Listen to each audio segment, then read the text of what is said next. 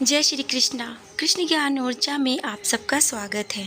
आज हम श्रावण मास की कथा में सुनेंगे एक ऐसे व्रत की कथा जिस व्रत को अगर स्त्री करती है तो वो समस्त पापों से मुक्त हो जाती है और विधि विधान से यदि वो उस व्रत को करती है तो उसे अश्वमेध यज्ञ का फल मिलता है। तो ईश्वर कहते हैं कि हे सनत कुमार, अब मैं धारण पारण व्रत का वर्णन करूँगा।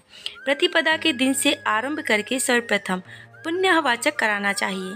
इसके बाद मेरी प्रसन्नता के लिए धारण पारण व्रत का संकल्प करना चाहिए। एक दिन धारण व्रत करेंगे और दूसरे दिन पारण व्रत करेंगे। धारण में उपवास, पारण में भोजन होता है। श्रावण मास के समाप्त होने पर सबसे पहले पुण्यवाचक कराना चाहिए।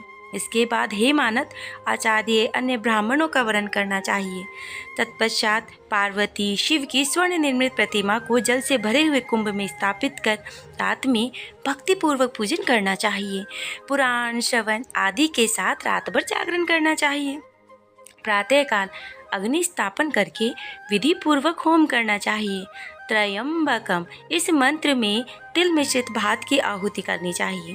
उसी प्रकार शिव गायत्री मंत्र से घृत मिश्रित भात की आहुति डालें और पुनः षंडाक्षर मंत्र को खीर की आहुति प्रदान करें। तत्पश्चात पूर्णाहुति देकर होम शेष का समापन कराना चाहिए।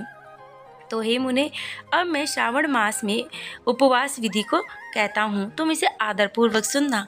प्रतिपदा के दिन प्रातःकाल इस व्रत का संकल्प करें। स्त्री हो या पुरुष, मन और इंद्रियों को नियंत्रित करके इस व्रत को करें।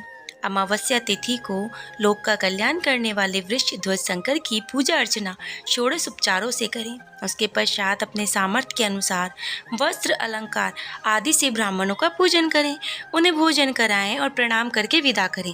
अब इस प्रकार से किया गया मास उपवास व्रत मेरी प्रसन्नता कराने वाला होता है। तो हे सनत कुमार, मनुष्य को सभी सिद्धियां प्रदान करने वाले रुद्रवर्ती व्रत के विधान को सावधान होकर सुनना चाहिए। अत्यंत आदरपूर्वक कपास के 11 तंतुओं से बत्ती बनानी चाहिए। रुद्रवर्ती नाम वाली बत्तियां मुझे बहुत प्रसन्न करने वाली होती हैं। मैं श्रावण मास में भक्ति पूर्वक देवी, गौरी देव, महादेव इन एक लक्ष्य संख्या वाली बत्तियों से निराजन करूंगा। इस प्रकार श्रावण मास के प्रथम दिन विधि पूर्वक संकल्प करके महीने भर प्रतिदिन शिव जी का पूजन कर 1000 बत्तियों से निरांजन करें और अंतिम दिन 71,000 बत्तियों से निरांजन करें। प्रतिदिन 3000 बत्तियां आदरपूर्वक अर्पण करें और अंतिम देह 13,000 बत्तियां समर्पित करें और एक ही दिन सभी 1 लाख बत्तियों को मेरे समक्ष जलाएं। प्रचुर मात्रा में घृत से भोगे जो स्निग्ध बत्तियां होती हैं मुझे बहुत प्रिय होती हैं। इसके बाद सनत कुमार कहते हैं कि हे देवादिदेव महादेव, कृपा करके आप मुझे इस व्रत का प्रबल बताइए। हे प्रभु, इस व्रत को सर्वप्रथम किसने किया था और इसकी उद्यापन की विधि क्या है? तो प्रभु कहते हैं, हे ब्राह्मण, व्रतों में उत्तम इस रुद्रवर्ती व्रत के विषय में सावधान होकर सुनिए।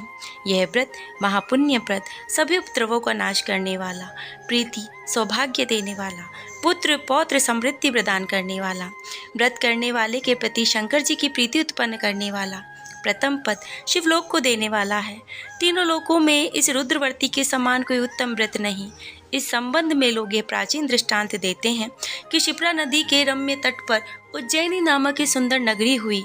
उस नगरी में सुगंधा नाम की एक परम सुंदरी वीरांगना हुई। उसने अपने साथ ससर्ग के लिए अत्यंत दुस्सह शुल्क निश्चित किया। 100 स्वर्ण मुद्राएं देकर ससर्ग करने की शर्त रखी गई। उस सुगंधा ने युवकों और ब्राह्मणों को भ्रष्ट कर दिया। उसने राजाओं राजकुमारों को नग्न कर उनके आभूषण लेकर उनका तिरस्कार कर दिया। इस प्रकार उस सुगंधा नामक महिला ने बहुत से लोगों को लूटा। उसके शरीर की सुगंध से कोस भर का स्थान सुगंधित रहता था। वह पृथ्वी तल पर रूप, लावण्य और कांति की मानव निवास स्थल थी। वह 6 रागों 36 रागनियों के गायन में तथा उनके अन्य बहुत से भेदों की गान किर्किया में कुशल थी।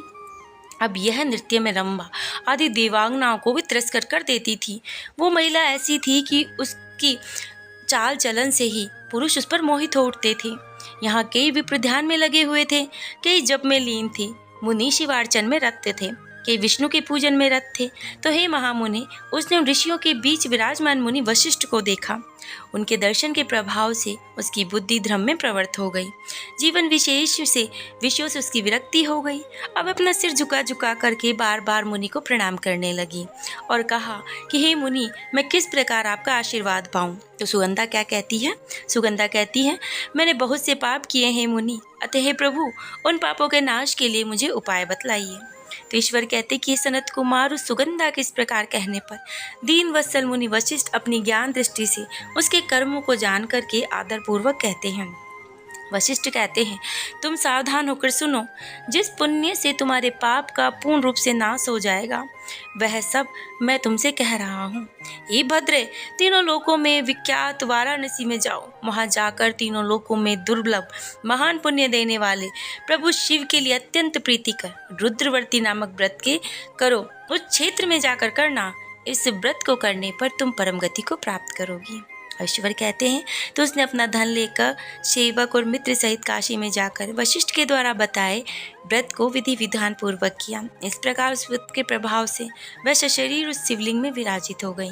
हे सनत कुमार, इस प्रकार जो स्त्री इस परम दुर्लभ व्रत को करती है, वह जिस जिस अभिष्ट पदार्थ की इच्छा रखती है, उसे सिंधि प्राप्त हो जाता है।